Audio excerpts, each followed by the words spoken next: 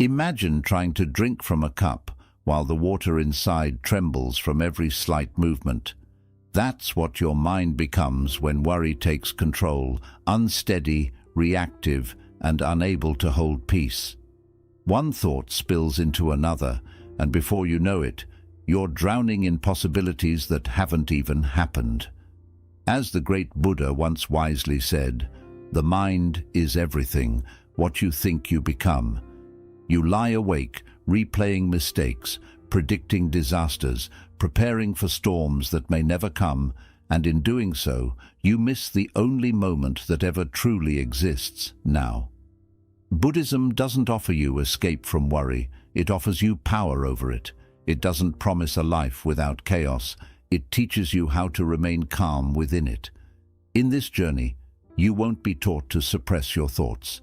You'll learn to observe them, to sit with them, to respond with clarity instead of reacting with fear, because when you learn to steady the cup, you no longer fear the ripples, and when you master a calm mind, worry will never master you again.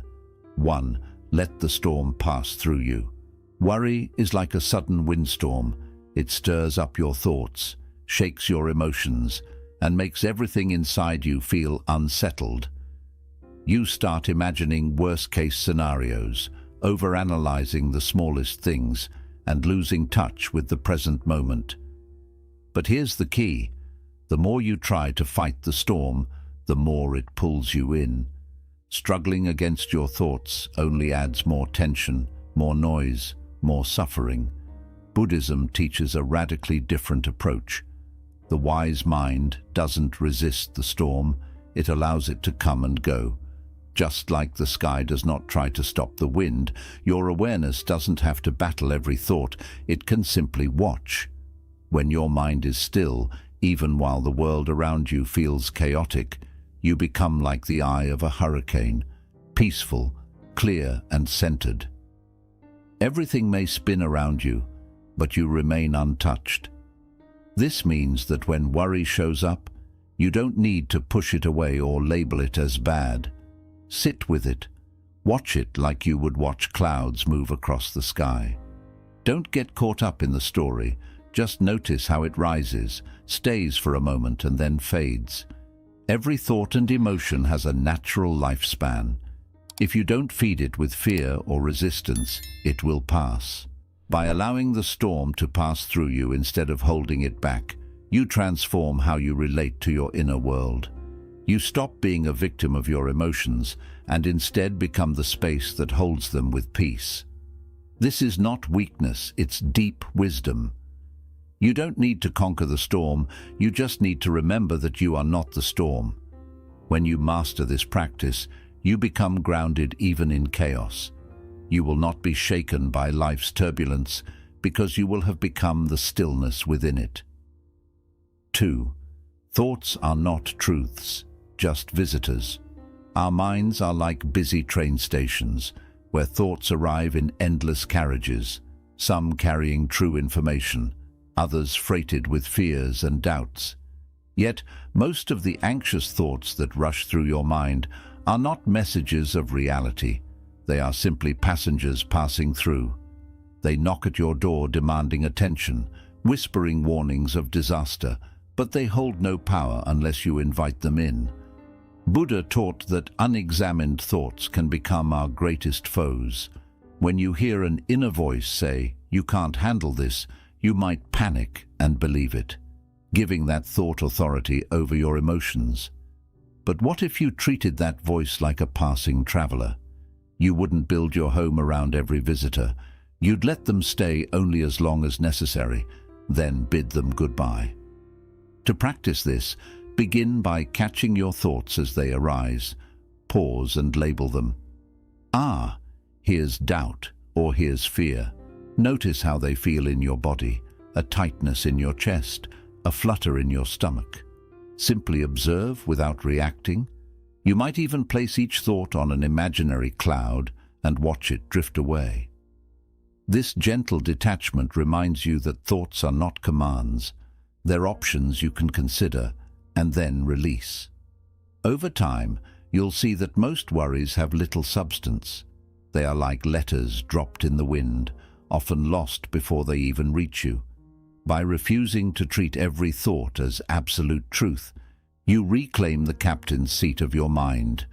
You choose which ideas shape your actions and which ideas you dismiss as noise. Remember, you are not defined by every thought you think. You are the awareness that holds them. And as you strengthen your ability to observe without attachment, your inner landscape becomes peaceful. Even when the train station of your mind is busy, worry loses its grip because it no longer finds a host willing to give it life. 3. Anchor yourself in the present moment. Worry lives in a future that hasn't arrived, pulling you forward into what-ifs and maybes. Yet peace resides only in the moment that actually exists. This breath, this heartbeat, this second. Buddhism calls this mindfulness, the practice of fully inhabiting the now so that your mind cannot stray into imagined fears. Think of your awareness as a spotlight. When it shines on the present, on the gentle rise and fall of your breath, on the soft sounds around you, on the simple feeling of your feet touching the ground, no shadow of worry can hide. You become engaged with life as it unfolds, rather than lost in stories your mind invents. To train this skill, begin with a simple exercise. Pause 2 or 3 times each day and take 3 deep, conscious breaths. Feel the cool air entering through your nostrils, the slight expansion of your chest, and the release as you exhale. Notice any tension melting from your shoulders. Name what you hear. Birds, distant traffic, the hum of a fan without judgment. Name what you feel. The texture of your clothes, the warmth in your hands. As you return your attention to these immediate sensations, you break the chain of worry. You interrupt the loop of anxious thinking and remind your mind, right now, I am safe. Right now, I am alive. This simple anchoring practice rewires your neural pathways, making it easier over time to catch yourself when the mind begins to wander. The beauty of anchoring in the present is that it can happen anywhere, in the shower, while walking, even during a traffic jam. Each moment you choose presence over projection, you weaken worry's hold and strengthen your capacity for calm. You become the calm within the storm. And when you practice this continuously, the present moment reveals its true gift, life itself, vivid and unfiltered, free from the haze of fear. Worry may still try to knock on your door, but you'll be too busy living right here, fully awake to let it in. 4. Accept, then act. Never the other way around.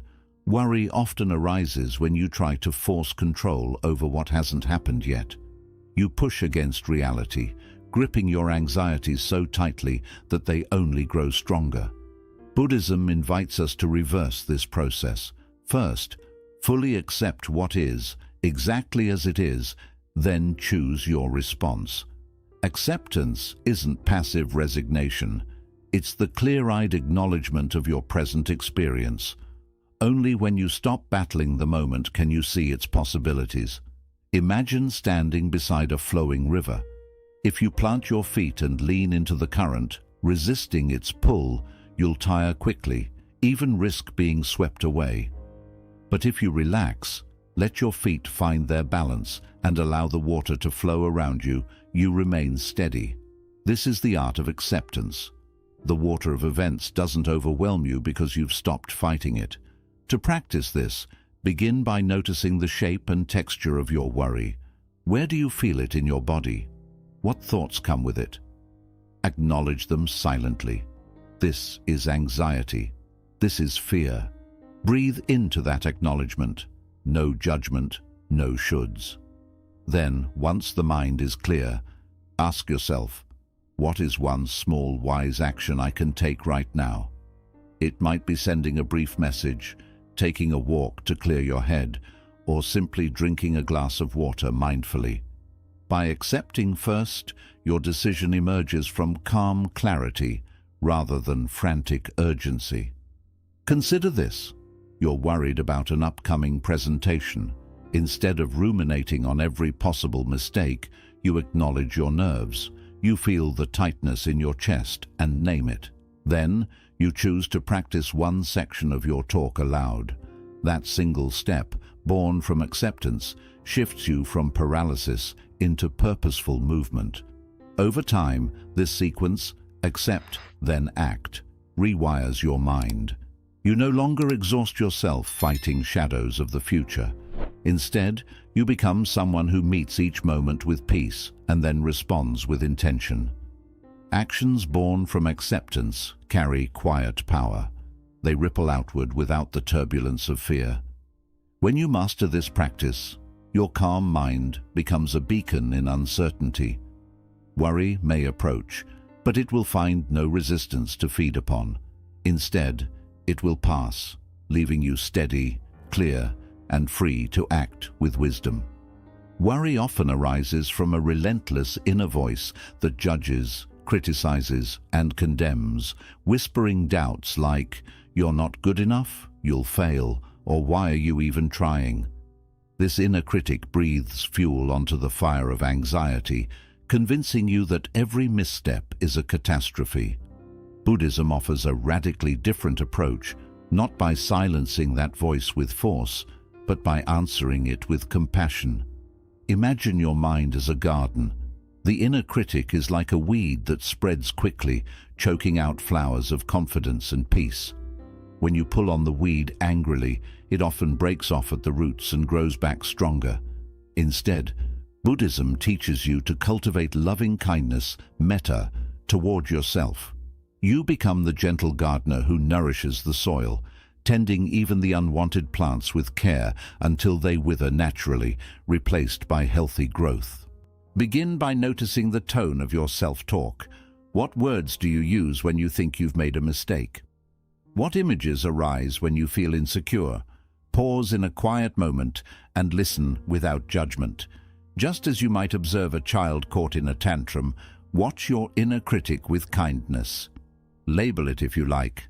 Ah, here is self-doubt again.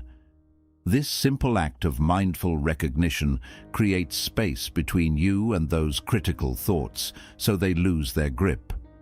Next, practice the formal cultivation of compassion.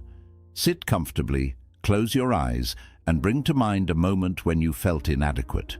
Feel the sensations in your body, the tension in your shoulders, the tightness in your chest, the quickening of your breath. Then silently repeat phrases designed to soothe, such as, "May I be kind to myself in this moment. May I accept myself as I am. May I give myself the love I need." Let these words wash over you like a warm breeze, softening the harsh edges of self-judgment. If tears come, let them flow. They are the body's way of releasing old hurts. Over time, these compassionate phrases will become an oasis you can return to whenever worry strikes. In daily life, transform criticism into encouragement. When you notice a self-defeating thought, "I'm so weak," ask yourself, what would I say to a friend who felt this way? You wouldn't berate them. You'd offer comfort and understanding. Use that same tone for yourself. Write a short, supportive note on your phone or in a journal. "Dear me, I see how hard you're trying, and that effort is worthy of respect. You're learning, you're growing."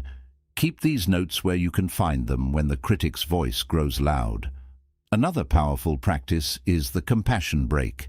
Several times a day, during a coffee pause at the end of a meeting or while waiting for an elevator, place one hand over your heart and take 3 deep breaths.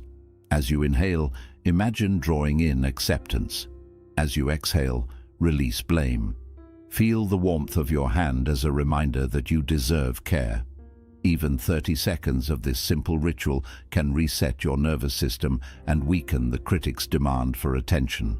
Compassion also thrives through action. Act as if you are already generous with yourself. Take small steps that demonstrate self-care. Offer yourself a favorite healthy snack when you feel stressed. Go for a mindful walk in nature to clear your mind, or set gentle boundaries by saying no to an extra commitment that overwhelms you. These actions send a clear message. I matter. My well-being matters. Each compassionate choice rewires your brain, making self-kindness the default response to worry. Over time, you will notice a remarkable shift. The inner critic's booming voice will quiet, replaced by a steady hum of encouragement. Instead of spinning into anxiety when challenges appear, you'll greet them with curiosity. What can I learn here? You will treat mistakes not as proof of failure, but as invitations to deepen your practice of self-compassion. Consider this real-world example. You receive critical feedback at work. The old pattern would be to ruminate on every negative point, creating a spiral of self-doubt that carries into evenings and weekends. Now, you pause. You acknowledge the discomfort in your body. You place a hand on your heart and whisper a loving kindness phrase. You remind yourself that feedback is information, not a verdict on your worth. From this compassionate stance, you choose one concrete improvement you can make, and you celebrate yourself for taking that step. Silencing your inner critic through compassion doesn't mean you never strive to improve. In fact, it fuels genuine growth. When the critic's voice is softened, you can hear your own deepest aspirations clearly. You become motivated not by fear of judgment, but by love for your highest potential. By embracing your vulnerabilities with kindness, you transform worry from an unwelcome guest into a teacher. You learn the language of your heart, where failure is a lesson and setbacks are temporary clouds. Every time you answer self-criticism with compassion, you rewire your mind toward resilience. The garden of your awareness grows richer with each gentle touch, until compassion becomes the most abundant blossom of all.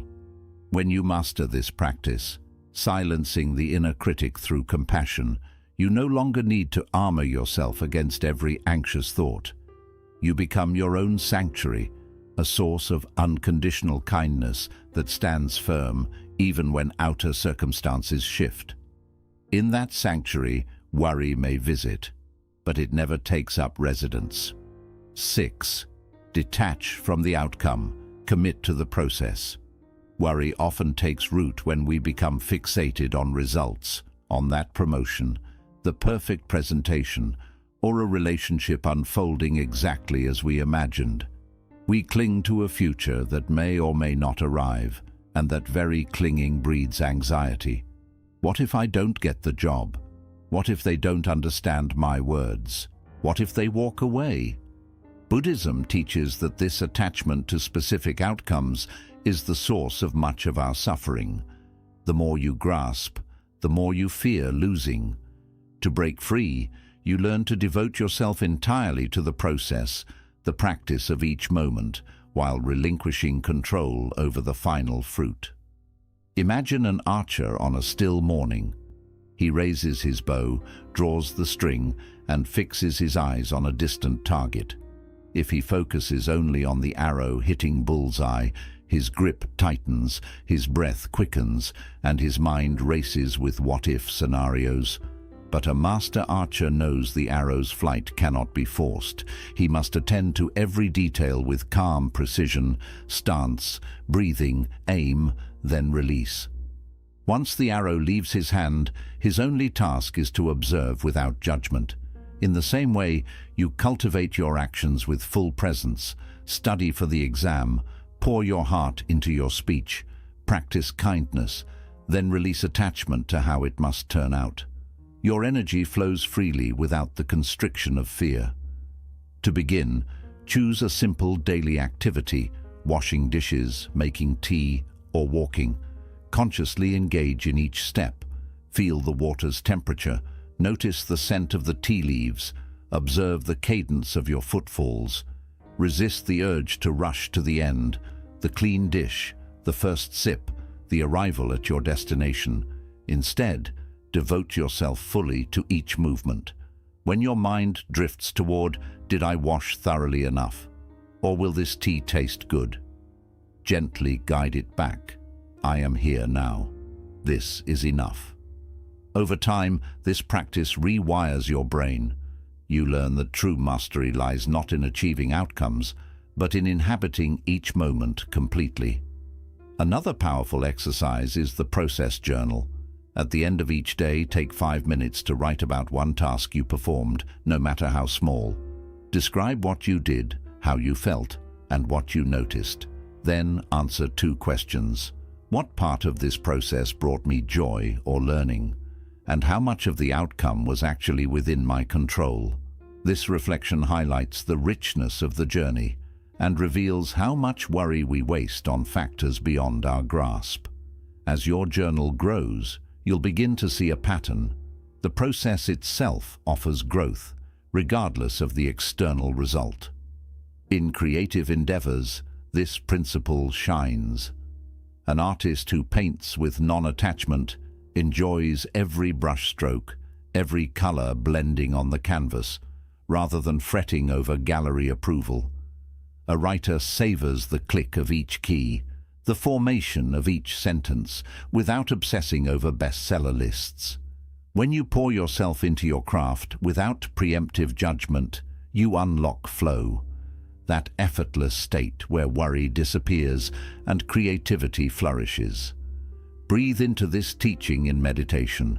Sit comfortably, close your eyes, and set an intention to practice without grasping. As thoughts of outcomes arise, will I make progress? Simply note planning or hoping, then let the thought dissolve like mist. Return to your breath. Each inhale and exhale an affirmation of process over product. 3 to 5 minutes of this daily will strengthen your non-attachment muscle, making it easier to apply off the cushion.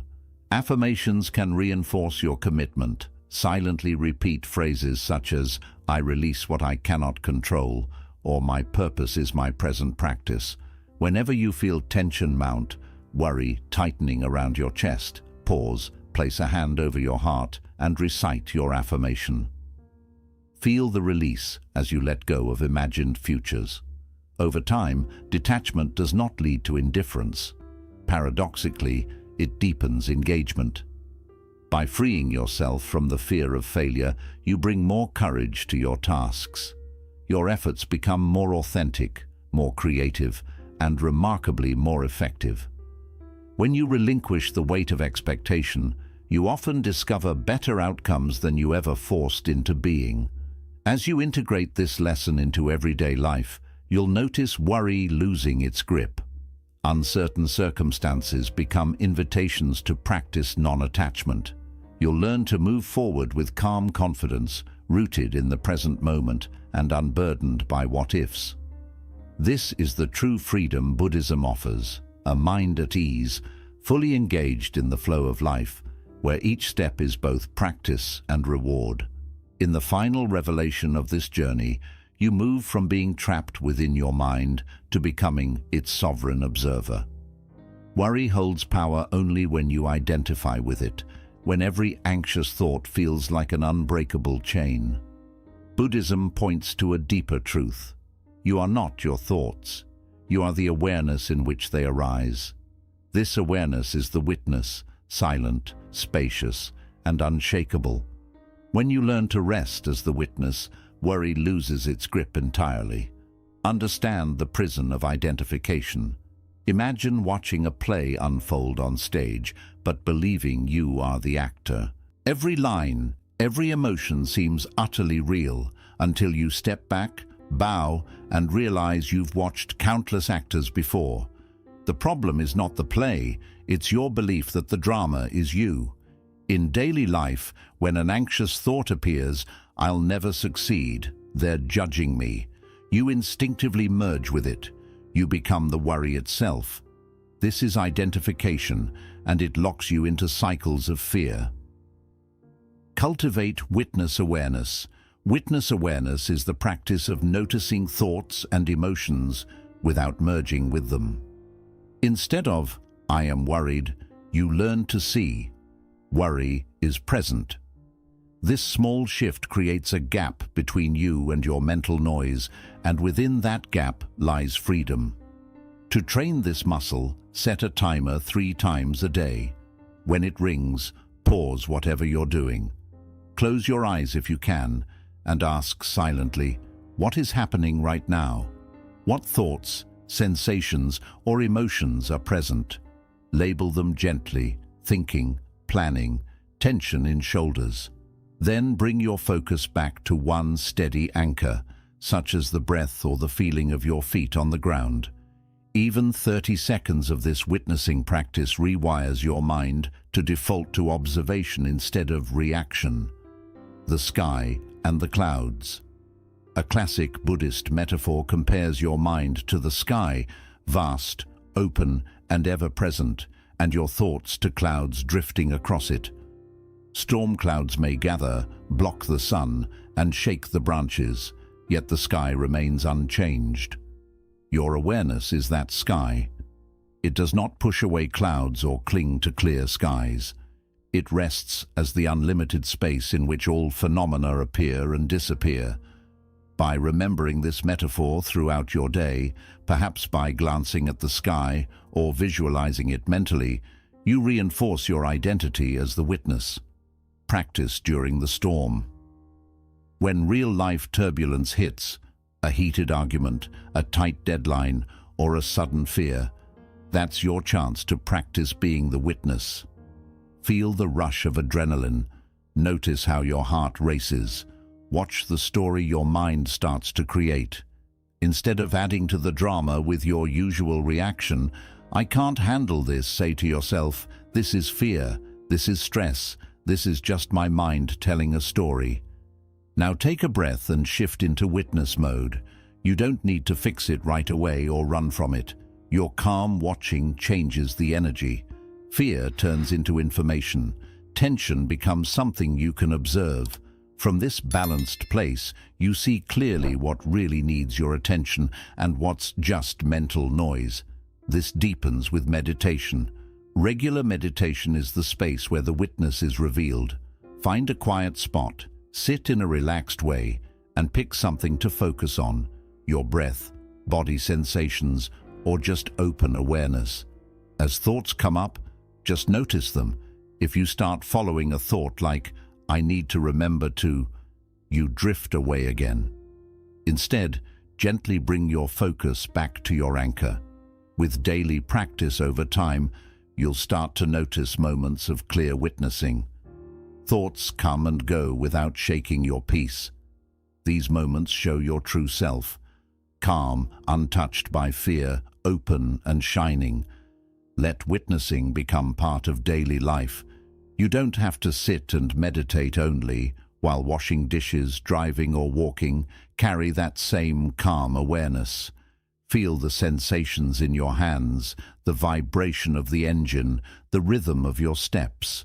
Let your inner voice grow quiet and notice the clear awareness that begins to shine through. Even simple tasks can become doors to presence. This steady thread of witnessing weaves your moments into a calm pattern, making worry an occasional visitor instead of a constant presence, turning witnessing into compassion. As the witness grows stronger, so does your natural compassion for yourself and others. When you're no longer stuck inside your own worries, you can hold them gently with an open heart. You begin to see that everyone carries their own thoughts and feelings. This shared experience awakens empathy. When a friend feels anxious, you don't try to fix them. You just listen, holding space for their emotions. In this compassionate presence, both of you feel a sense of ease. Live with freedom. Over time, this practice becomes natural. You stay in witness mode from the moment you wake up to the moment you fall asleep. Worry might still pass by in your mind, but it can't take you over. You are the open sky, the quiet observer, the steady heart.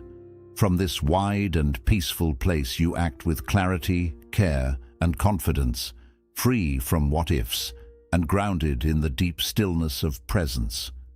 Use the witness journal to help anchor this practice. Keep a short daily journal as the witness. Each evening, write down what triggered anxiety that day. How soon did I notice it? What did I observe when I paused? How did witnessing shift my reaction? Look back on these notes each week. You'll notice your witnessing ability growing and the grip of worry fading. By staying in the role of the witness, you awaken to your true self, untouched by passing thoughts, no longer trapped by worry. This is the heart of Buddhist practice, not escaping storms, but finding the unshakable peace beneath them. When you live as the witness, worry can never control you again, because you'll always be the sky where it appears. On this journey, you've realized that worry isn't all-powerful. It's just a passing experience, shaped by how you relate to your mind.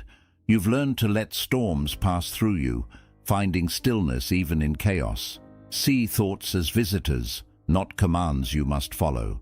Stay rooted in the present moment. That's where life truly happens. Pause before you act. Turn tension into clarity. Answer self-criticism with kindness. Build a gentler inner world. Detach from results. Put your full energy into each step of the journey. Stand as the witness, free from the drama of anxious thoughts. When you bring these practices together, you stop chasing peace. You become its source. Every moment of mindful presence, every breath of gentle awareness expands the space where worry can no longer grow. You learn not just to survive storms, but to rest calmly at their center, still, clear, and whole. Carry these teachings into all parts of your life. Return to them often. When old fears rise again, meet them with patience. With steady practice, the peace you build will become unshakable. Worry may still knock, but it will never again take up residence in your mind. Thank you for walking this path. If these lessons have helped you, consider sharing this video, subscribing for more Buddhism insights, and continuing your own daily practice of presence. Always remember, the power to master your mind is already within you. Embrace it, and worry will never master you again.